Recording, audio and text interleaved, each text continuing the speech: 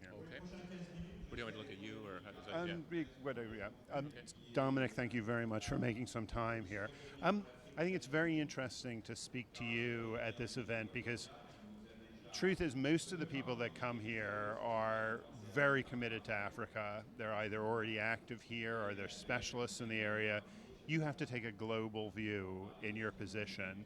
So for you and for your firm, what's the position of Africa right now in terms of your strategy and as you look at where opportunity lies? Well, Africa is an extremely important priority for us. I mean, having lived in Asia for about the last 12 years, I think the new Asia, if you will, is Africa. And we've been here for quite a number of years, and spent in South Africa, in North Africa.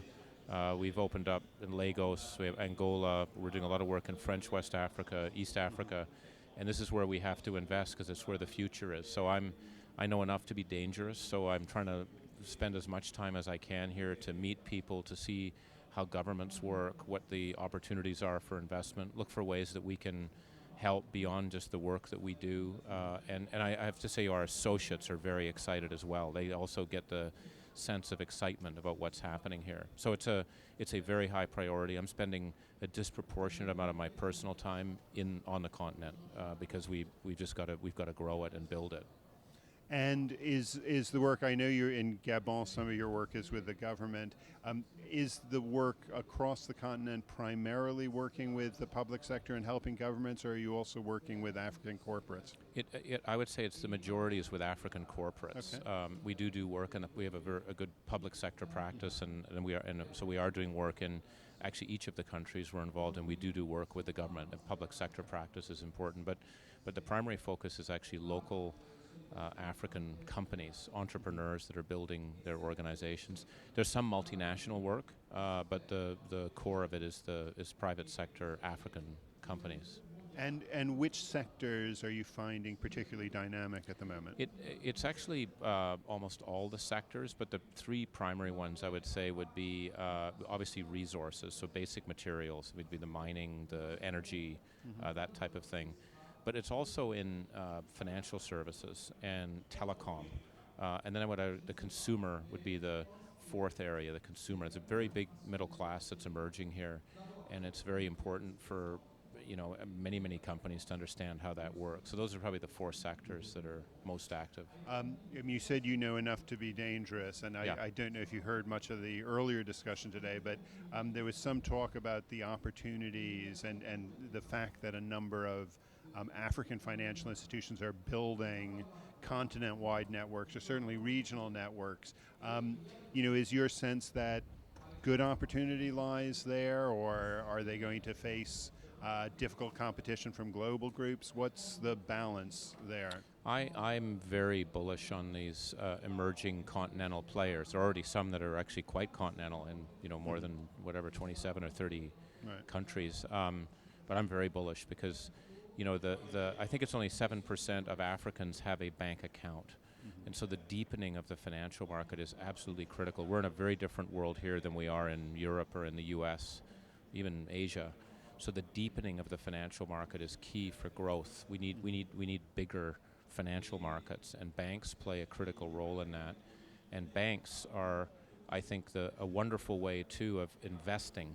We're not investors, but I'm saying it because Sure. they represent the continent. And so if I think about India in 1995, and when I was working there, and you see some of these small companies, people didn't know what they were. ICICI Bank, people. It was a $200 million market cap Right. company. It's now After the first wave of financial reforms. exactly, in India, and right? it's playing a big, and there's more and more to be done. And Yeah. so I think the opportunity is huge. There's certainly risk, and I don't want to underestimate the localization issues and then how you have your sort of IT platform that can work across that. There's challenges, but it's a huge opportunity, and so I'm very bullish on that.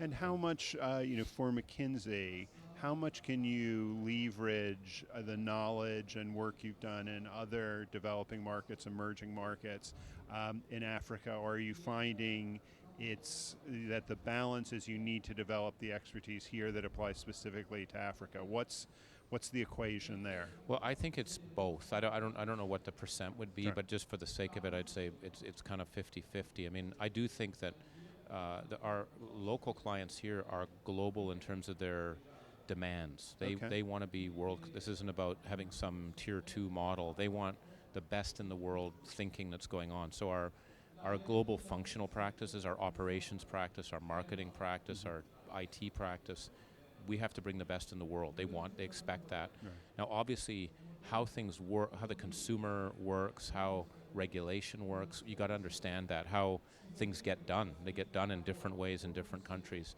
But even that, you can also bring it in. So we're finding a lot of our emerging market experts who've worked, for example, in Malaysia, worked in Colombia, have worked in Russia, are very relevant here because they also are used to that style. How do governments get effective in getting things done?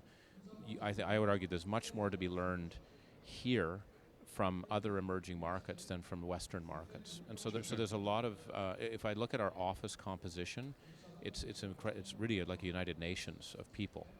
But I also would say, too, there's a lot of innovation going on here that's important for our clients in other parts of the world. I was just at a conference in Russia on Thursday and was saying, if you want to get a benchmark for a country that actually is able to get rid of the barbed wire red tape and hassle in getting a microeconomy to work, look at Rwanda. Sure. And that's much better than any other country that's there. So those are some things I think we also have to learn about the leapfrogging here that's going to be useful to our Western clients. In mobile banking and things like exactly. that. Yeah, with a common, the Kenyan story and so forth. But it's also, I would also look at, even in some of the resources sector, the type of organization design, how you deal, these organizations here have to be muscled to be more agile in volatile times. The rest of the world is becoming more volatile. Many of these companies are good. We found that in Brazil. Some of the strongest companies in the world are the Brazilian banks because they were born at a time of 40 years of incredible craziness. Yeah, right. Yeah. And so they're damn good. And there's a lot we can learn from that. So that's why, again, in this place, every time I come here, I know enough to be that you meet people, you see people. I'm really impressed with the commitment of a lot of the cabinet ministers, people that are trying to drive things. You see that in some of the presidents that are on a mission, and that's exciting. Yeah. Great. It's wonderful to hear that. Thank you for your time. Thank you.